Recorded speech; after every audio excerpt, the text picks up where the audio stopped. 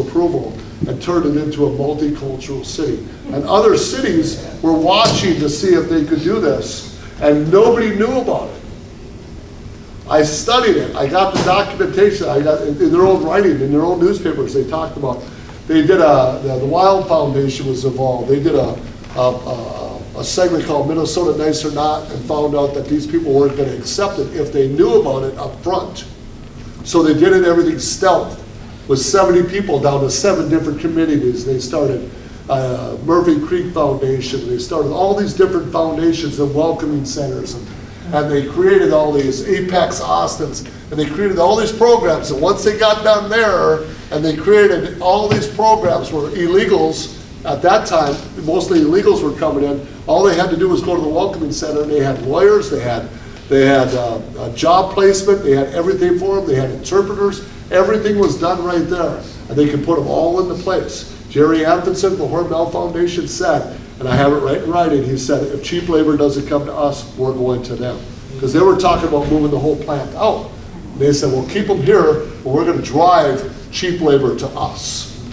And this whole thing was just a mirage. Well, then they went to Wilmer, and they bought Genio, and they did the same thing identically to Wilmer. And then they went to, it was Long Prairie, now they're Barron, Wisconsin, and they're doing this wherever they are. They're setting up these enclaves of nonprofit organizations that run these backroom deals, bypassing the city council and the mayors, and they're implementing all these programs. We think it's law. We think it's law, but it's actually 501c3s that are actually creating this. I just want to say, I grew up in Austin, Minnesota. 1968 graduation. Everybody in that graduation class of 360 were white. We had one black person in the community. She danced at hay groups. She was allowed to come in at 4 o'clock in the afternoon, the city limits, and dance for the white people. And we done by midnight, and then she was sent back out of the city limits. The Hispanics that worked at Hormel, they could not live within the city limits. They lived on farms and came in. So it was really a sneaky way to bring it in to Austin, because the mainstay people that worked at Hormel were Caucasian. And those that came in and worked, like some of them worked for my dad, they were Mexicans that weren't really worthy, so to speak, of having a job at Hormel, but if they stayed out of the city during the day.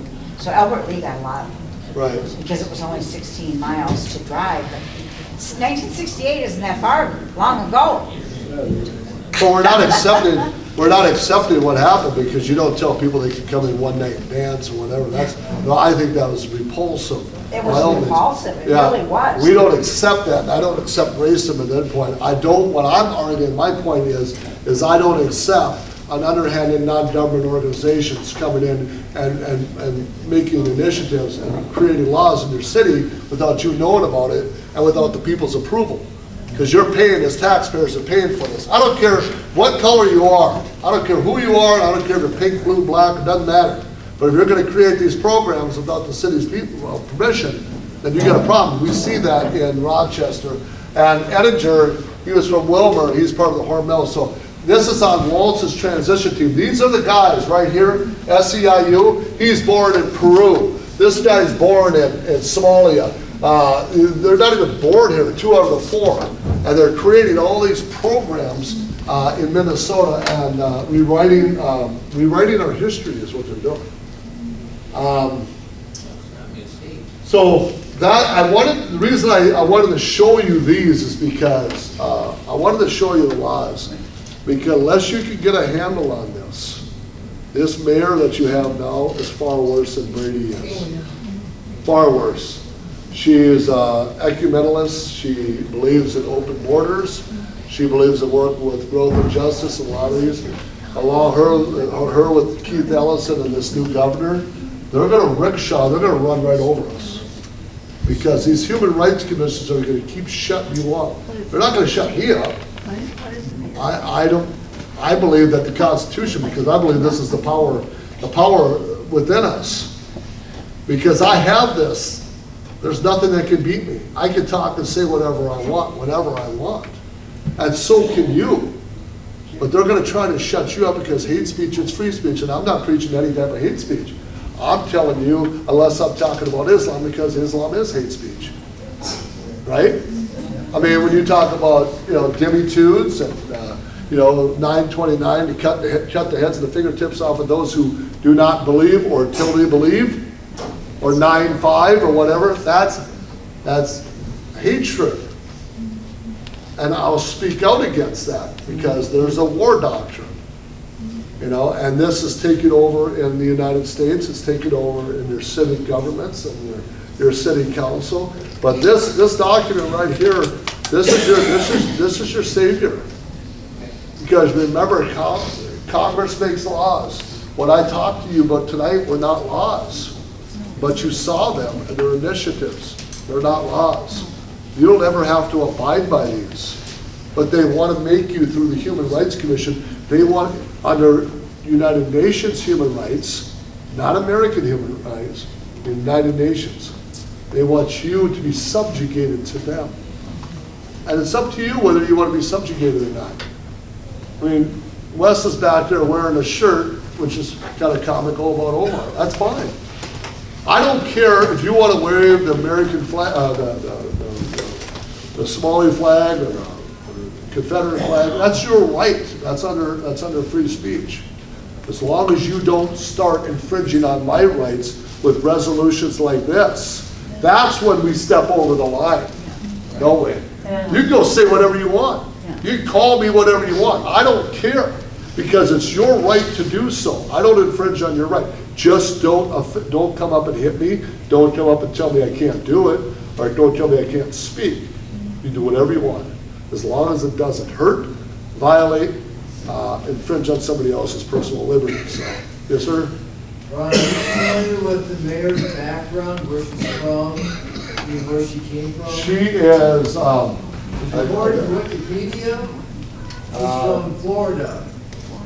She is? She is from Florida. I have a thing on her. And the surprising thing to me is that her dad was a Marine, and she was born on a military base, but I asked her, she was at the Wednesday morning free speech forum, and I had two questions, and she kind of cringed. But I said, what brought you to Rochester? And she said, the FMC, which is a good answer, but I'm thinking it's deeper than that. Because historically, Florida's in blue. Why go to Rochester? I mean, this whole, and she was in a house, and she was in a school board. She was a treasurer on a school board, went to the house, got tired of the partisan politics, and then came and wanted to be mayor.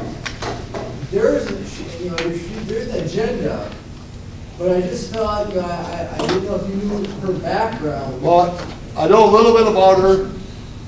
She supports ISNA. She supports she is a Unitarian Universalist. So she believes in the full universalism of Charter of Compassion, which is written as, they took all the religions and they took 7 of the most powerful verses in each religion, and they started this one world religion called Charter of Compassion. And they are implementing it. They signed that into a resolution, by the way. Under Brady, they signed on to Charter of Compassion, which is a one world order religion. Did you guys know that? Under Brady, well, I'll get to her in just a second. So she's from Rochester City Council in 2005. She's part of the League of Cities, right? In 1996. Presently, she's the Association of Advance of Color People. She's on NAACP. So there's a very liberal background there. Committee Chair, Diverse Council, Rotary Club, Executive Leadership Council, and Advisory statewide. So she's got a very long history of being involved. There's a lot of social groups. She is a Unitarian. She's part of the ELCA. And they also believe, the ELCA believes in the Charter of Compassion, which is not the 10 Commandments, but the 7 Commandments out of the Charter of Compassion. The 7 commandments. That's the charter of compassion right here. So there is a one world religion that they're using, written by a lady named Armstrong, Karen Armstrong. She was a nun and she wrote the charter of compassion. And the mayor signed on to the charter of compassion. He signed on to the charter of compassion, and it talks about it right here, where 18 men and women from multiple countries and 6 faith traditions transcends religion, ideology, and national differences. And national differences has been affirmed by over 70 diverse communities in 50 countries. So you've got 50 countries that are going on to a universal one world order religion. Not the 10 commandments anymore. They have 1 or 2 commandments out there into the 7. And now your mayor signed on to this resolution. That's the actual resolution that the Rochester City Council signed on to. They signed on to a universal, United Nations Charter of Compassion of a one world order religion. Well, when I read this stuff and I look at this, I'm like, how do I explain this to people in Rochester? Seriously. Your mayor signed on to the Charter of Compassion, he signed on to the Council of Europe. I mean, I'm just going, how much more can they do this underneath their nose and not even have a clue? When I called him up, he would not return my phone call.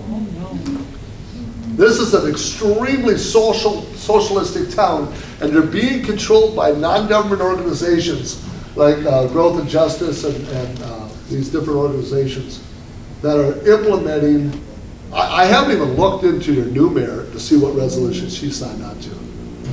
But I know she's working with the governor, and we know he's working on Thriving by Design, which is only people of color. Mayor So, Norton works with Isaiah, Minnesota. yeah, that's right. And Isaiah. Of course, CARE. Yeah, she works with a terrorist organization. So, so if you don't believe the Charter of Compassion is part of the United Nations resolution, I pulled it right up from the United Nations resolution website, the sustainability goals, because remember there's the goals right there, the 17 goals. I'll show you in a second. And it says right here, of the 17 development goals of Agenda 2030, by Agenda 2030, the universal, inclusive, and indivisible, the agenda calls for the action by all countries to improve their lives of every people everywhere. The Charter of Compassion has added the 17 sustainability goals to their own agenda. So they tied together. The United Nations tied together with the Charter of Compassion, the one world religion. And you guys signed a resolution in your city. This ought to make you sick. Because this is, if you're a Christian, this is pure blasphemy. This is absolutely 100% against every Christian teaching. I think they took one or two out of the 10 Commandments and added it to the 7. I mean, this is so sick. When I come here to Rochester, it's like, this is ground zero. This is the Super Bowl, and I wished I would have had a lot of people here, but I did. One of the things that Rochesters need to understand too is that you said something in the beginning about all of these apartment complexes that are growing out of nowhere. That has a lot to do with our lovely Senator Carla Nelson, who also works closely with Kim. She has brought money in from the state to build these buildings, and they are being built specifically for Muslims. Nobody else can rent from them. They run about $1,500 a month for rent, and they're all subsidized by your county social services. So I couldn't live in a $1,500 a month apartment, but the Muslims in this community are having all these high rises built. And along with that, then Kim comes along, and she's got about a third of the fairgrounds now that she's putting a train station in to have trains all over Rochester. So they're taking down the buildings at the fairgrounds, and they're putting this train thing in. And then it's gonna have all the bus system working out of that area too. So transit will be easier for those people that don't have money because the government gives them help with train stubs and of course we want them to be able to get all over Rochester. So, but I mean, that's just something, when you got a Republican senator and then you've got Kim Norton working together, they're gonna destroy this country. You looked at that, many of you weren't in here, you were looking at Merkel dance up there, you know. You probably seen that earlier. They're dancing, they're laughing, because they know that they can control the people through non-government organizations, through nonprofits. They create, under the agenda, Agenda 21, it is purely about controlling people through 501c3s. And I'm going to show you something real quick, because I think you guys really should see something real quick here. I'll go up here.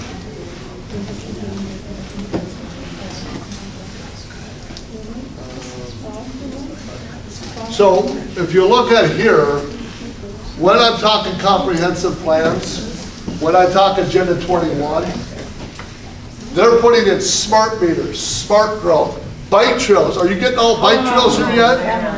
This is all part of the Agenda 21. And I looked up your city. You guys are very, very big into smart growth and bike trails.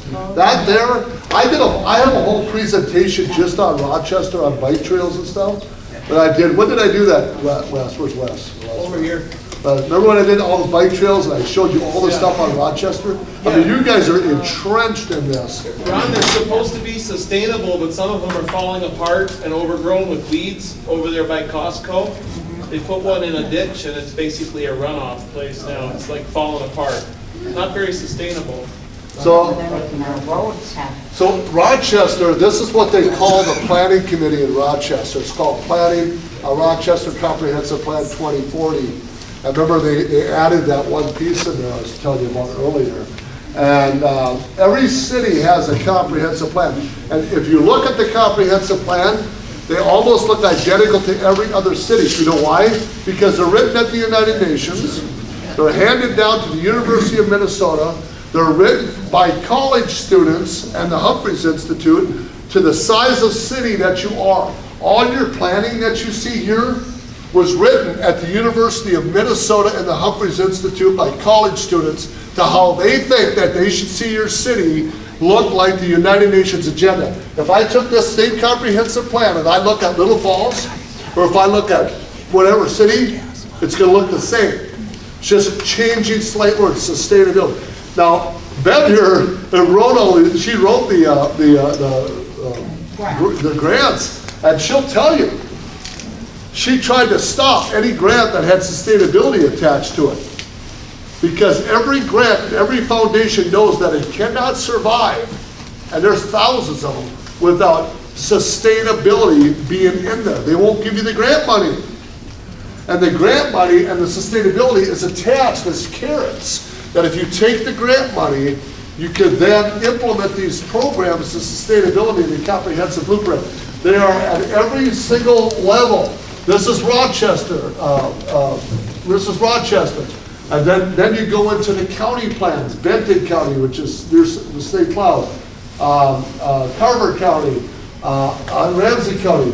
They all have a comp grant plan that's written for their counties. And then you go to the hospitals, a comprehensive plan is written by the United Nations for all hospitals. You are being controlled by the United Nations at every single level. From the moment you wake up to the moment you go to sleep, they will know your bike trails, how much energy you use, smart cars, smart growth, bike trails. They've got your whole life mapped out with buffer zones and land grants and wetlands. Every part of your life is being mapped out right now. And I'll tell you right now, they got this thing called, they put it in cars, you talk to her in your house. What's her? Say her name. Alexa, when you sign up for Alexa, you give up, when you get a smartphone, right? You give up your Fourth Right Amendment. Did you know that? Totally. You give up your fourth right amendment. I don't give up any of my amendments. I got a small little flip phone. I ain't going to no smartphone. You give up your, now you can have search and seizure on your phone without a warrant. They have to have a warrant if you have a house phone, but they don't have to have a warrant if you have a cell phone. They can monitor where you are. Alexa will know exactly how much energy, if you tell her to, Alexa, turn on my water. Alexa, open my garage door. Alexa, turn on my shower. They're monitoring you through Alexa, your carbon footprint through Agenda 21. How much water do you use? What time do you get home at night? Well, how much mileage on your car? Do you drive 10 miles or 15? Are you overuse of carbon footprint? Are you turning on your water sprinklers during the day too long? Everything that you do is being mapped out because you gave up your liberties and you gave that phone and you said, I'm joining the world organization of joining the world, and you give up your Fourth Right Amendment and you join on to this comprehensive plan and you become part of this. If you do everything online, I do nothing online. I do nothing. No banking, no nothing. I do everything by normal. I walk into the bank, I do everything. Oh, I think I might take that back. I didn't want that. I pay a bill. I just thought of that. Oh, I just thought of it. Well, yeah. Well, there's no way I can do that though, because it's a mortgage, it's on its state. I don't have any other choice. But, so everything's being mapped out. It's all mapped out in their carbon footprint. These bike trails are all going up against lakes. You'll notice that they're building bike trails and lake trails around lakes. The reason for that is, why do they put bike trails and walking paths around lakes? Why? Because you carry your cell phone. No, Your location. no, because they're building buffer zones between you and the lake. The buffer zones are places you cannot go. That's going to be owned by the government. Walkways, you can view the lake and you can walk around the lake, but you cannot be part of it after that buffer zone. That's what it's coming to. Just like what they're gonna do up in the Arrowhead. They're gonna make it so nobody can go in the Arrowhead later. Arrowhead bike trails. Yeah. And they were talking about that under the Tim Walz transition team. They were talking about the bike trails, what you just talked about. Yeah. I was just telling Ron earlier that it was in the paper just recently, 4th Street and 1st Avenue has the first street with bicycle boxes. Yeah. Green, painted green, because the federal color for the bicycle boxes, and they have buffer zones on the side of the street where you can park your car, where you don't hit the other car, but there's a buffer zone where there's a bike path, so we as motorists have to be careful not to get hit by the bicyclists, and that's just the first street. But in the future, the rest of the city is going to have all these buffer zones Right. and streets where the bicycle, they're protected. Bicycles will be protected because they're in the box, and they have to be, if you want to go right, they have to be on the right side of the box. Right. So I can see, I mean, it was in the paper. And buffers and bike lanes are going to be widened and streets are going to be narrowed because cars are unsustainable. Cars have to be eliminated through the Agenda 21. Cars, golf courses, ski lodges, everything has to be, family, the growth of families. They're going to try to reduce it. That's unsustainable according to Agenda 21. So you can see that another thing that you guys are under a direct assault as, and we're stopping this in a couple of cities, is the Green Steps program. Rochester is heavily involved in the Green Steps program. The Green Steps program was written by ICLEI, who is a International Council of Land Environmental Institute, and the League of Cities wrote a Green Steps program, the awards for that, and that is directly in almost every city, and they are the ones, in my opinion, the Green Steps programs are the ones who run this city. Yeah. The guy who runs that. I think he's one of the guys in charge. And the Green Steps program is Agenda 21, along with the mayor writing all these initiatives. They have all kinds of different names for them. But if you notice, one of the last things I want to show you is this. Now, we've all heard of the Met Council down in Minneapolis. They control 7 different counties. They bypass the city council. They bypass the mayor. They are in control of everything, from transportation to housing to walkways, they control everything, the Met Council. They were appointed by the governor in 1969, and now they become so powerful that they actually are the head of transportation. If they were to get rid of them, they would still be the head of transportation. But they run all of Minneapolis, St. Paul, and the counties. Problem with this is these guys right here, the Met Council, they want to get big because they knew that this experiment, every governor could appoint the head of the Met Council. They've been appointed by previous governors of Democrats. What we're seeing now is this 5-county Region 5 area right here now developed another group, and we're on an all-out assault against these guys, and we're shutting them down real fast. I don't think we'll ever shut them down. It's a group called Sourcewell. They're doing the same thing as the Met Council is doing. They are running the 5 counties, and they're starting to take over everything. And you got another group that's just getting on its first legs, which is the St. Cloud area, Resource Training Solutions. The rest of it is co-ops. Once they get these regions set up, and then they're overseen by the full region. There's like, I don't know how many regions, like 11 regions in the United States. Once these regional developments get together, because remember, your city is controlled by, your city is like, well, let's do it this way.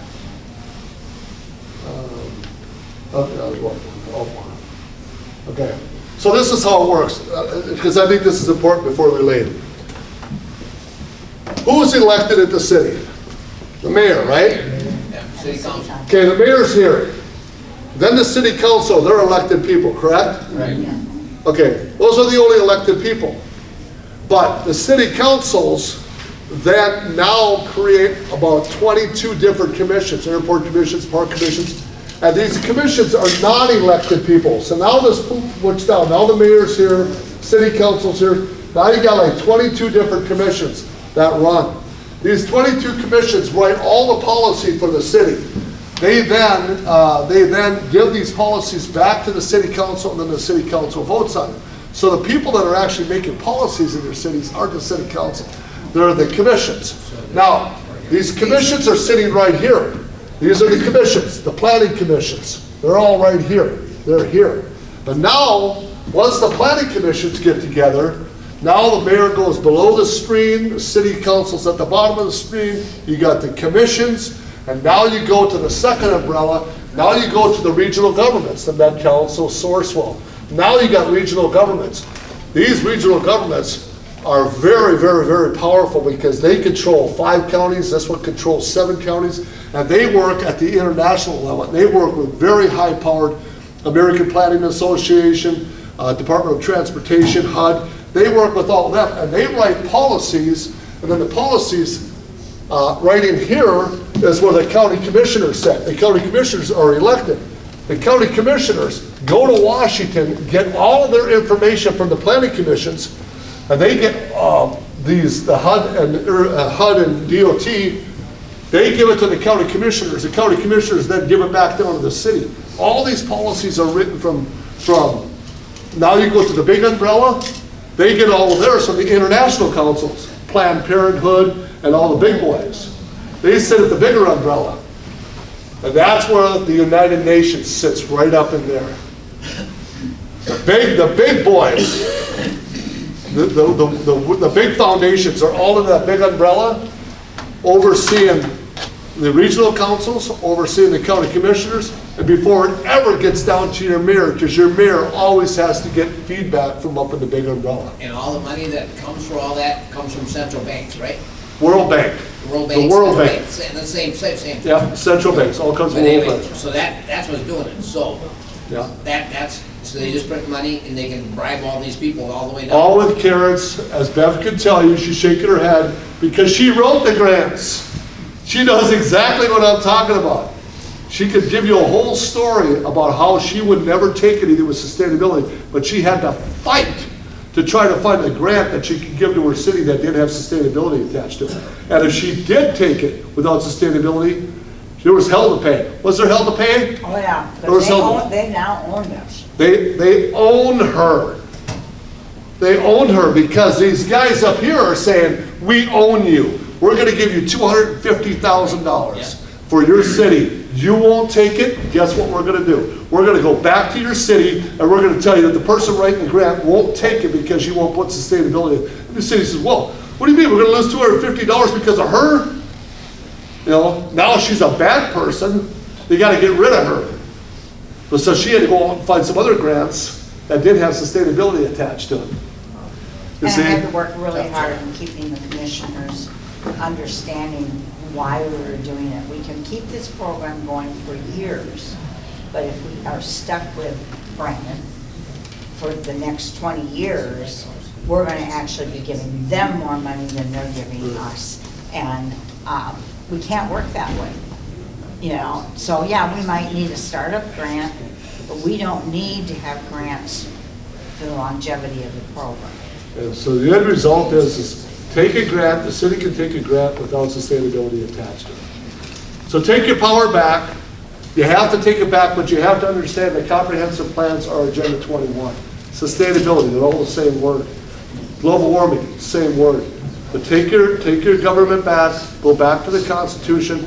What we're doing in Little Falls is at the township level, we got some people who really know this stuff. We've been educating them, and they're writing their own comp plan. And Sourcewell is furious, and they're the largest township in Little Falls area. If the other townships follow theirs and they go away from Sourcewell, Sourcewell will start to dwindle. Write your own townships, write your own comprehensive plans. Take the word sustainability out of it. We got a petition up in Little Falls. And if it gets on the ballot, the petition states that if any grant is to ever be submitted to the city of Little Falls City Council, everybody in the city has a right to vote on it, whether it has sustainability attached to it. And we haven't got that thing passed yet, but we just started putting out the petition. But we're hitting it hard, but you have to go to your local townships because remember, it's not a bottom down, it's a bottom up. And you have to really work at your city councils and your township levels. And you have to take all that stuff that she talked about, you have to take it out of the picture. Can you win this? Yeah, because it will dwindle, it will fall apart without legs. If there's no legs, it will crumble beneath them. We tried to stop Agenda 21 in Minnesota in 2013. The Democrats put a halt to it. But remember, the Agenda 21, there's the one thing that America can agree on, Democrats and Republicans, is that Agenda 21 is bad, because the Democrats don't like it either. They don't like it either. In San Francisco, they are doing everything they can to stop Agenda 21. But the globalists are so strong in these big cities, but we can stop them working at the ground roots level. So read your comprehensive plans, get in there, and if you need help, you got the best person probably in the whole dang state right here. There you go. And all you got to do is get the comprehensive plan and let her look at it and say, okay, this is how we're going to stop it. You go to the city council, you go to your township board and say, no, we're not taking